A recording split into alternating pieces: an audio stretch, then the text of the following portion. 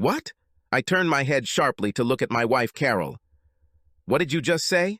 I asked, not believing what I had just heard. Dan, I know you'll be angry, but I'm not happy right now, and I'm thinking about us having a trial breakup, so I can gather my thoughts and decide what I want, Carol told me, as I stood on the porch preparing steaks on the grill. My friend Karen has a free room, and she said that I could stay with her for now. When were you going to tell me, Carol? Or were you just going to leave me a note on my pillow tonight? I said a little louder than I probably should have. Don't raise your voice, Dan. I don't want Andy to hear what we're talking about, she said. Andy, our 6-year-old son. I knew you would react this way. That's why I didn't want to bring up this topic until tonight. In other words, you have already decided to leave. Will you tell Andy or leave it with me after you leave? I asked in a sarcastic tone. I'll tell him myself tonight before going to bed, she answered. This is not forever, you know. Well, yes, you're moving in with that tramp, Karen. I probably should have foreseen that this would happen, I told her, getting angrier every minute. Tomorrow I will prepare the documents, you will sign them, and by Wednesday I will submit them to the court. Which documents? Followed her question. Well, if you're going to leave, I want it to be a legal separation. Then when you don't come back, it will automatically turn into a divorce decree. This way we won't have to go through all the hassle twice, I told her. I don't want a divorce, Dan. Just a little time to myself to sort out some things, that's all, honey, Carol replied. Bullshit, Carol, I spat back. I've been asking you to talk to me for the past 4 months, but you've been too busy with Karen and your new friends to make time. Now you want to move in with your new friend Karen to do what you've probably been wanting to do for the last 6 months, I was now screaming. But you won't do that with my blessing, and I'm certainly not going to stand by and get cuckolded by you or anyone else, I said, slamming the grill lid shut. Things weren't going at all as Carol expected. She knew Dan would be angry, but she thought she could convince him that this would be an experience for both of them. But now, it blew up in her face. Dan, please, was all Carol could manage before he stormed off in anger, leaving her behind the grill to watch. Taking the steaks off the grill and placing them on a plate, she went to look for him. She found Dan upstairs in their bedroom. He literally threw all her clothes and everything else and carried her into the spare bedroom. Take your shit and get the hell out. I don't care anymore, I yelled at her. I'll send the documents to your office, sign them and return them to Keith, the lawyer I've been seeing for the last 6 years. Don't worry, I'll take Andy to dinner so he doesn't have to watch his mother abandon him, I said, grabbing my coat and my son before heading to my car. Karin, this is Carol, she began. Dan didn't take it well, really badly, and he's threatening to divorce me, Carol said, tears welling up in her eyes. I told you that he won't be happy, but he'll come to his senses soon, so don't worry, Karen told her over the phone. Damn it, in a couple of weeks he'll be begging you to come back and then you'll have him right where you want him. I hope you're right, Karen, because right now he's ready to throw me out the door and start filing divorce papers, she said hesitantly. I need to rest a little, but I don't want to give up my marriage at all, Carol said. I'll come now and help you with your things, Karen told her. The sooner you are left alone, away from him, the sooner you will understand what you really want. With that, Karen drove over, helping Carol pack up most of her things, and they left the house before Dan and Andy returned. I have foreseen this for a long time. Carol and I were both accountants and met 8 years ago when we were both auditing a troubled company. Each of us represented a separate bank that had a controlling stake in the bankrupt company. We worked together and ended up having lunch and dinner with each other almost every night. It took us a whole week to complete the test. And by then we discovered that we really liked each other. Carol was about 5 feet 6 inches tall with brown hair and weighed about 175 pounds. She had a pretty face, but she was a little stocky. I was about 5'8", about 195, and at 22 I already had a spare tire around my waist from eating fast food every day. We were made for each other. 4 months later we were married, and 8 months later Carol discovered she was pregnant. Carol had a difficult pregnancy. She was bedridden for the last 5 months and gained a ton of weight. By the time she gave birth to Andy, she had ballooned to almost 250 pounds. I, however, never said a word. I loved her no matter her weight. We were a happy family until Carol overheard 2 of her colleagues talking about her. She is such a beautiful woman, one girl said to the other. It's a pity that it's as big as a house. I wonder if her clothes were custom made by Omar the tent maker, she asked, laughing loudly. They may have found it funny, but Carol didn't. Carol was crying in the bathroom when Karen came in. Are you okay, Carol? She asked. Everyone thinks I'm a fat pig, she said, crying. If they only knew how hard it is for me to lose weight, they wouldn't be so angry, she sobbed. Listen, girl, all you need is to go on a good diet and join the gym, Karen told her. You're a beautiful girl hiding under all this flab, that's all. You just have to make a decision and do it. And Carol did just that. I kept the books for the local gym and got a good membership, so we joined the training the following week. There was a kids' room in the gym, so we could take Andy with us after work when we both went. Carol was an obsessive woman and trained 6 days a week, while I could only fit in 3 days a week. Then Carol went to the doctor and got a prescription for diet pills. I didn't like it, but Carol was on a mission to lose weight. 8 months later, Carol had lost 125 pounds and looked fantastic. She bought a whole new wardrobe, and everyone, including the men at her work, said she looked great. That's when the trouble started. We were at Carol's Christmas party when the shit hit the fan. Carol wore a dress that was more than a little revealing and was attacked by her male co-workers throughout the night. She was in seventh heaven from the attention she received. When a group of guys caught her under the mistletoe, she must have kissed a dozen before I walked over and put an end to it. Carol probably had too much to drink and didn't even notice the boys' hands were on her while they were kissing. I took Carol's hand and told her it was time for us to leave. She didn't want to leave right now and made a little scene. Carol, I'm leaving right now, with or without you, I finally told her. She softened, but I could tell she was pissed. On the way home, we had a big fight. Carol, today you acted like some cheap tramp. I, like everyone else, saw these guys wrap their arms around you and you didn't do anything to stop them, I screamed. It was just innocent fun, nothing special, she replied. Not from where I stood, I answered. How would you like it if I kissed and grabbed some girl? I asked, although I knew that she was too drunk to listen to the voice of reason. That evening, Carol became ill. Fortunately, she managed to take off her new dress before throwing away the cookies. The next morning, she looked terrible and apologized to me, saying it would never happen again. But it happened. I just wasn't there next time. Carol began going to bachelorette parties after work on Wednesdays. There were 7 girls, some married, some not, who were meeting for a few drinks at Tony's after work. It started out saying she had to be home by 6:30, but that soon stretched to 7:30, and finally until almost 9 p.m. When Carol returned home, Andy was already in bed, and I was not in the best mood. When we first got married, we had sex like teenagers and couldn't get enough of each other. Now it seemed that if we did this once a week, it would count as often. One thing's for sure. When Carol came home on a Wednesday night, she was ready to trot, and tonight was no exception. Neither of us had what you'd call much sexual experience when we first got married, and we were a little apprehensive about trying something new from the very beginning. We learned from each other what each of us liked, and within a few X-rated movies, we added many things to our repertoire. Now, however, every week when Carol returned home, she seemed to want to try something new and exciting, for most of which I wondered where she got the idea from. When we got married, Carol didn't know a damn thing about caressing my manhood, but even a bad result is better than no result. Tonight, she came out of the bathroom completely naked and asked, "Where is my lollipop?" She drank more than usual and came later than usual, but she knew how to put me in a good mood. She began to caress my manhood and did it better than ever. She was ready when I turned her over and she stopped me. "Just take me tonight, honey. I just need to feel you," she said. I did everything I could. Not wanting to reach the finish line early, I thought about my mother, about my new audit proposal, about anything, just to hold on for a couple more minutes before releasing the load. Carol seemed to enjoy this as she screamed as if I was killing her. When we were both exhausted, Carol collapsed onto the bed. "Damn, I needed this," she told me. "But I think I'll be sick for a whole week," she said with a laugh, rolling onto her back.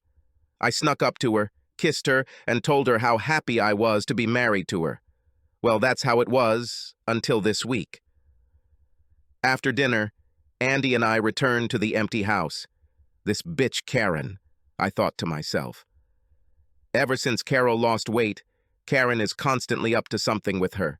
No wonder her husband left her. She was just a whore, and now she's turning my wife into one too.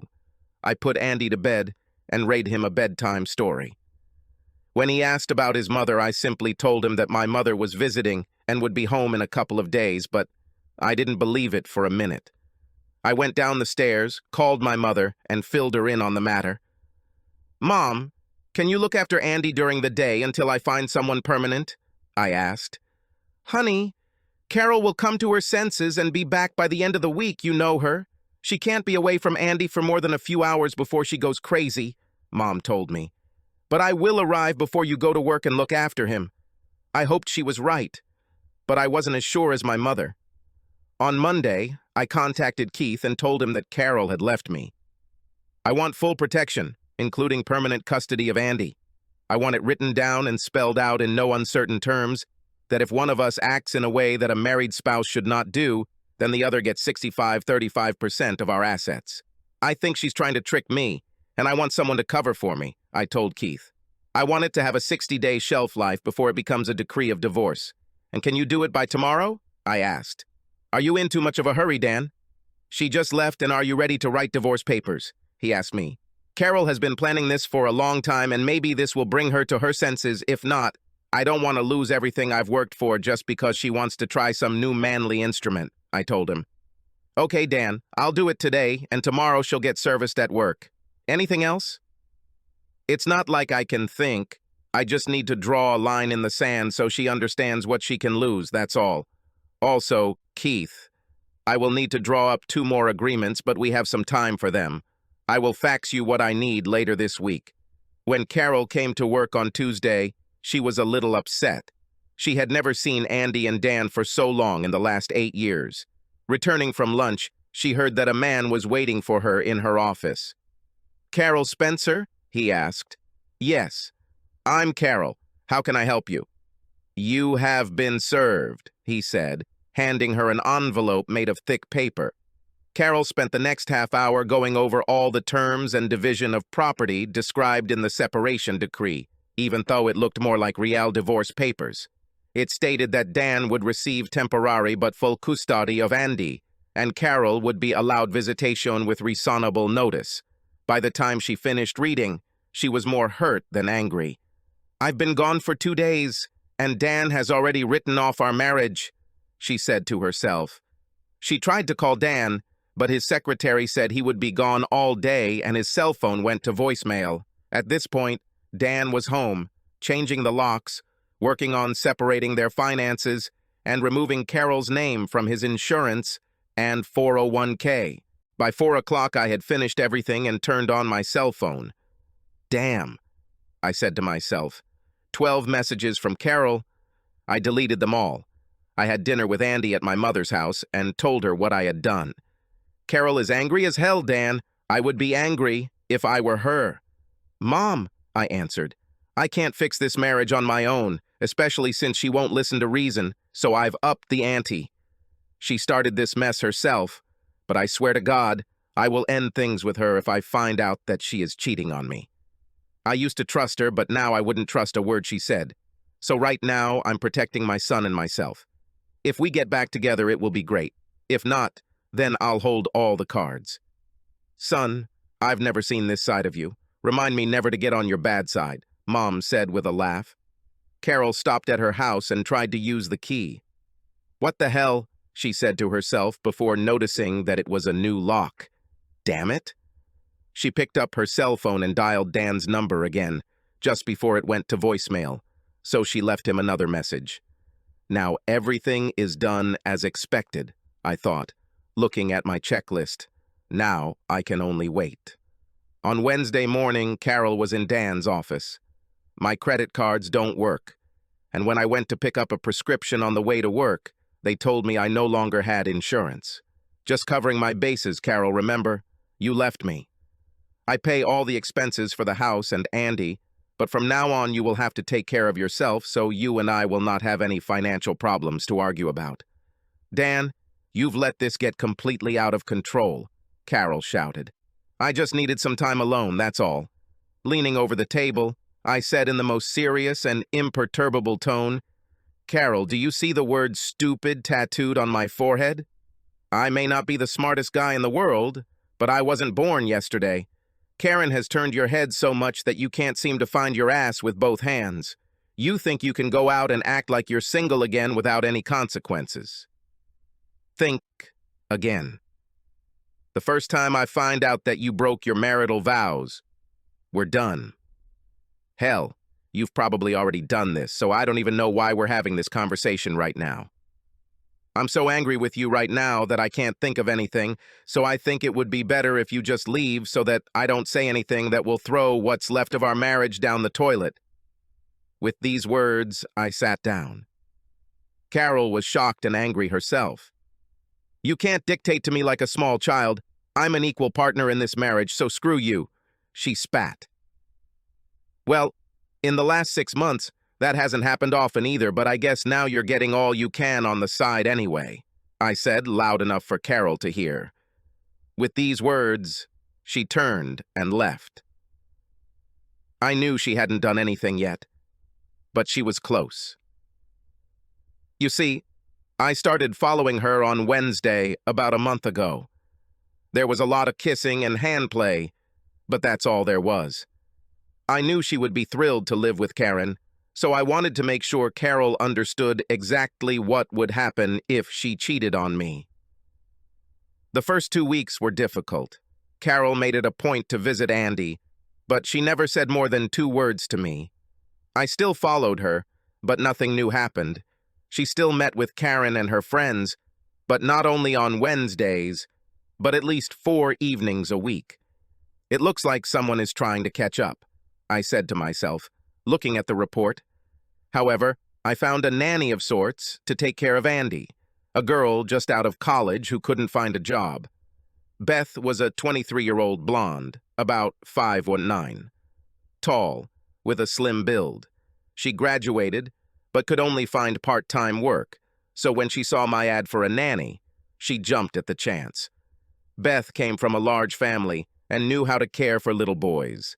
She had 2 younger brothers, so we came to an agreement on fees and hours, and she moved in the next day. Beth worked as a waitress in a mid-priced family restaurant on Mondays, Wednesdays, and Saturdays. Other nights, we all ate together. After a few weeks, Andy became very relaxed with Beth, especially when she read to him before bed. Beth, I really appreciate you going the extra mile with Andy. Now that his mother is not with him, he needs all the stability in his life that I can give him, I said, with the best smile I could muster. I know about you and your wife. Your mother filled me in on all the details in case Carol came and tried to grab him, Beth told me. I just can't believe she just left you like that. I've only known you for a short time, but you are one of the most caring men I've ever met, and I can see that you love Andy to death. Carol probably got confused about what was really important and allowed others to convince her that the grass was greener on the other side of the fence, I replied. Well, one way or another, it will be over in 40 days, and it can't come too soon for me. Little did I know that there would be a major shift in my life, and this shit would hit the fan in less than a week. You see, I'm a silent partner in the accounting firm I work for. I've brought in so much new business in the last 2 years that the owners made me a 15% partner. I asked to keep it a secret because I didn't want to be known as one of the owners. This way I could find out what the employees really thought about the company and how it was run. My latest achievement was meeting with a foreign clothing manufacturer that had factories in 5 Asian countries. I met the owners at a party about a year ago and shared some of my ideas with them. They were so impressed that we met the next week to talk about our firm hiring them. Dan, I like the way your company operates. You seem to go beyond the norm and bring a personal touch to everything you do, one of the prospective owners told him. Each plant now operates independently, so I need someone to install the same system in each plant so we can manage them all from one overseas office. They were unhappy that I would not handle the overseas operation myself, but I convinced them that I myself would monitor everything that was happening so that there were no mistakes. The party started with a signed contract and a handshake. We had been working on this case for 9 months, and I was eager to return home to Carol with good news. I would love to take her to the best restaurant, bring her home, and fall in love with her body. But when I returned home, the house was empty. Beth and Andy arrived 20 minutes later with Chinese takeout.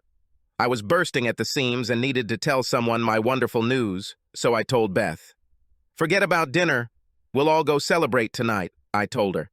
"Wear your best dress because we're going out in style." My bosses made reservations at the best restaurant in town for 8 hours and sent a limousine to pick us up at 7:30, so we had to hurry. I shaved, took a shower, and got dressed. I told Beth I would prepare Andy so she would have more time. By 7:15, Andy and I were dressed and ready to go, and then I saw Beth coming down the stairs. "I hope you don't mind. I didn't have anything unusual, so I found one of your wife's dresses that suited me," she explained to me. She was right. It fit her perfectly, like a silk glove, but it was a little short, since she was much taller than Carol. "Do you think it looks okay?" "You look great, Beth," I said with my mouth wide open as the bell rang. The 3 of us were placed in the back seat of a limousine just as Carol was driving down our street. "What the hell?" was all she could say when she saw them all climb into the limousine. "I wonder what's going on," she thought, turning the car around to follow them.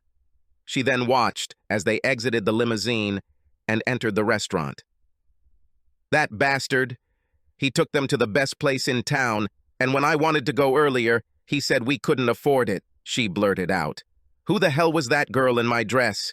We all had a wonderful evening. I was the guest of honor, and we ate and drank to our heart's content. It was Beth who told me that it was time to leave because Andy was tired, because it was long past his bedtime. You're right, we better leave, otherwise we'll never wake him up for school in the morning." I thanked everyone for dinner, but as they shook my hand, they looked past me at Beth, and not just the men. Beth looked very attractive tonight, and all the women looked at her with envy. They'd all heard the story of Carol leaving to find herself, and it looked like Dan wasted no time replacing her. They chuckled to themselves.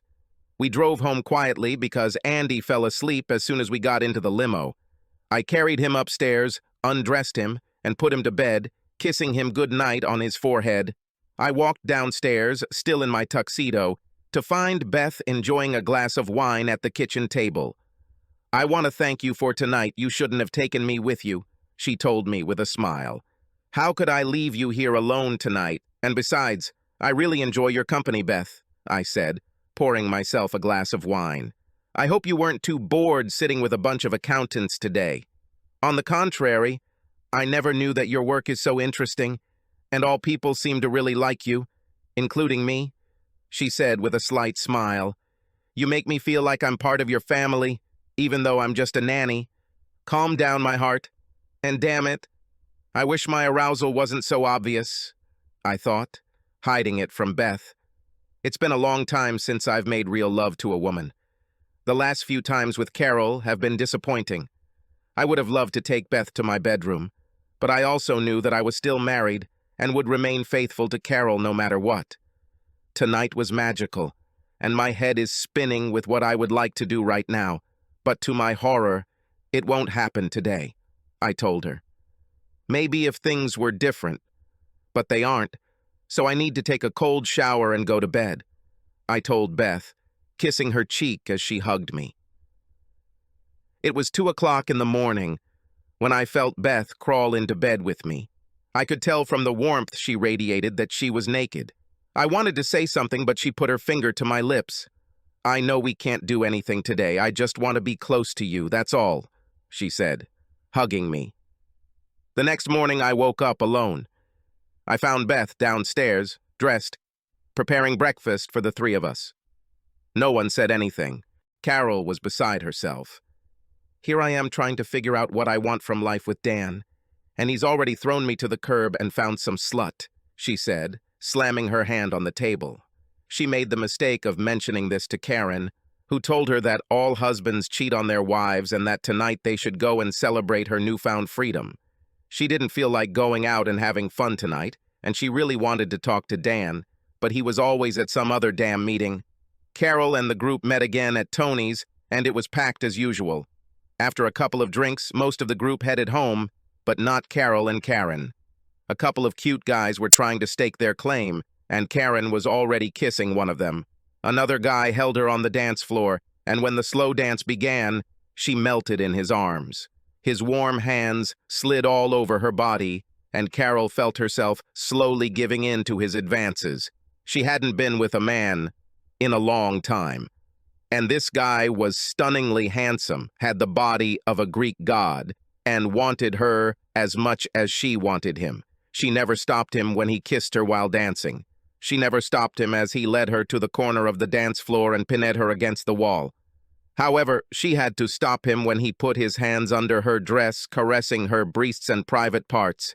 Yes, she should have stopped him, especially since the private investigator Dan hired was taping the whole thing. The four of them returned to Karen, and although Carol was now lying naked on the bed next to him, she finally came to her senses. "I can't. I just can't," she said. "I'm still married, and, despite everything, I still love my husband," she said, ignoring his objections. So he left her alone, and Carol took cold showers. "I have to get my head and ass in order," she told herself the next morning. But something that was beyond her control began to change her life, and not for the better. On the computer screen, I saw photographs of Carol, the last one of which was of the four of them entering Karen's apartment. I emailed them to my lawyer and told him to get the papers together, but to put them off until Monday. "It looks like she finally made her decision," I said sadly, because I really wanted to meet Carol again, but now it was no longer possible. "I'll take care of the Asian project myself," I told my superiors the next day. "I need to leave, and this will give me time to clear my head and get my life in order," I told them. "Dan, everything is ready for launch on the 12th. That is, a week after next Tuesday. Can you be ready to leave?" they asked. "Give me 2 days to put my affairs in order and arrange my apartment so that I have somewhere to send my things," I told them. "I have 2 more people to talk to today, and if everything goes according to plan, I'll be ready." That same day, I assigned my staff to handle all of my unfinished projects. I scribbled down the paperwork to give Mom the power of attorney and told Keith to file the paperwork for Carol the following Monday. "I would be safe in the air while she was served," I said sadly. That evening I went home to a house that would not be mine when I returned from overseas, and I was very sad. Carol and I chose it together, and it had so many good memories, and now they will all be gone. I was unusually quiet at dinner, and Beth thought she had done something. "No, I just have a lot on my plate. We'll talk after Andy goes to bed," I told her. By 10:08, the house was silent, and we both stared at each other. Beth spoke first. "What's the matter, Dan?" "If it's because of that night, then I'm very sorry, and it won't happen again. I promise," she told me. "Beth, that's not the point. Remember that party the company threw for me a couple of weeks ago? Well, I've decided to do the overseas work myself, and Andy and I will be leaving early Monday morning," I told her. "And I have an important question for you," I began, seeing that Beth was starting to cry. "Do you want to come with us?" She turned from teary eyes to a smile. "Hell yes," she said, throwing herself into my arms. "Do you have a valid passport, Beth?" I asked. "I updated it last year when I went on a cruise with my college friends," she told me. "Well, then everything is fine. You'll need to pack everything by Saturday because they ship all our stuff early. Leave just enough clothes to last until the end of the weekend and travel clothes for Monday. You can tell your family and friends, but I don't want Carol to know until we're in the air. I'm not sure if it's completely legal to just take Andy and go, but I'll do it anyway. I'll answer all your questions when we get back," I told her. That same evening, I met with my mother and explained everything to her, including giving her my power of attorney. "Carol will probably be okay by Monday afternoon, but I still want you to put the house on the market next week. Keith will send you a copy of the papers I'm sending Carol, and if she has any questions, just tell her to talk to Keith. Are you sure this is what you want, Dan? Do you want to try and work it out with her?" Mom asked. "She made her bed, and now she can sleep in it with whomever she wants," I said. "Are you taking Beth with you?" she asked, trying to get the last phrase out of her son. I don't know exactly where we're going, but she makes me smile and keeps me sane. Other than that, I may have some real feelings for her, and that's all I'm going to say. We'll be arriving Sunday night, so you can say goodbye to Andy, I told her. Carol was trying to reach Dan on Monday when she was told at work that he was busy with a special outside project, but would pass on a message to him. What the hell is he doing? She thought, unsuccessfully trying to reach him. Carol Spencer? Asked the man. She nodded. You've been served, he said, handing her an envelope. So what now? She asked, opening the envelope. There was a short note from Dan, which said that he had made a decision. I hope you have a wonderful life. That's how he ended it. And then she saw the photographs. Oh, crap, was all she could say. Where the hell did he get these photos? She thought. That son of a bitch must have been following me, she said, leafing through them. These weren't the kind of photos you'd want to see of your wife with another man. But I never slept with him. I have to make him understand that, she told herself.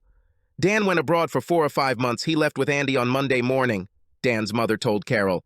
He can't take Andy away from me, especially out of the country, she shouted. I'll take him to court and make sure he goes to jail, she shouted. Carol, Dan has full custody of Andy, remember? You gave up that right when you left to find yourself, she reminded her. To say you royally screwed up would be a gross understatement. You had a great marriage, but I think you wanted more. And now you have nothing, Dan's mother told her. I have to talk to him and explain that everything is not as it seems, Carol said, sobbing. I still love him, and have never gone to bed with anyone else. Carol, I saw the photographs, and if my husband were alive and did what you did, I would divorce him too. If I were you, I'd write him a letter and explain what you need, and I'll make sure he gets it. Carol did a good job of making her point. That alcohol played a big part, and that she stopped it and hasn't gone all the way with anyone since she left. Carol said she still loved me and would wait for me to come back to her. I answered briefly and to the point. Carol, you haven't been my wife since you lost weight last year. It's like you've become too good for me. You hogged every man's attention and made me feel used on Wednesday night when you finally decided to come home to me. You were all hot and horny, and all you wanted was good sex, not making love to your husband. So now you and Karen can have sex with whoever you want. I told you that Karen would separate us in the end, but you knew that wasn't the case. Andy, Beth, and I are building a new life based on love and trust. You can see Andy whenever you want. Just get your computer's camera modem and I'll set it up. Sign the papers because Mom is putting the house on the market this week. There's no chance in hell that we'll ever get back together, so don't expect me to change my mind. I hope you finally got what you were looking for, Carol, and are happy, although I never wanted this to happen. Carol knew Dan was right. She was a stupid idiot, listening to all her good friends who knew what they were talking about. That's probably why they all got divorced. She was going to struggle until she received Dan's letter and finally signed the papers. The irony was that 6 months later, Carol was back to the 175 pounds she started at 2 years earlier, but no longer had Dan. I was happy. The work was a little hard due to the language barrier, but I managed. Andy picked up words here and there and managed to communicate with all the guys he played with. Beth took care of Andy and established a routine for our free time, places to see, things to do, as she put it. I still remember that night a few months ago. It was right after we arrived in the country, and we were all a little stressed. Andy was struggling to go to bed, my program wasn't going as smoothly as it should have, and Beth was feeling a little overtired. She walked into the office and kissed the back of my head, which brought a smile to my face. She leaned over, took my hand, and led me into the bedroom, where there was one candle on each side of the bed. We undressed and went to bed. Let's just say that that night, heaven and earth merged into one. We had tender, loving sex for the first time. For the next few months, we did whatever the other wanted, as long as it didn't involve pain. We were more than happy. 5 months later, my mother met us at the airport. She was happy to see us all, especially Andy. On the way home, she kept glancing at Beth, who seemed pleased. How far have you come? She asked. Beth stepped back a little. For 3 months. How do you know I hardly show myself? She answered. You both look too happy, like the cat that ate the canary, she told us. We got married 2 weeks later, and 6 months later, Rhonda was born. When Beth said she wanted to go to the gym to lose her post-baby weight, I looked like I'd seen a ghost. 2 days later, I told her that I had hired her a personal trainer and that she would be doing all the training. There's no point in going through all this crap a second time, I thought to myself. Subscribe to our channel so that your second chaff doesn't cheat on you, and go ahead and listen to the next story, because this story is nothing compared to the next one. If you're under 18, don't even think about listening to the next one.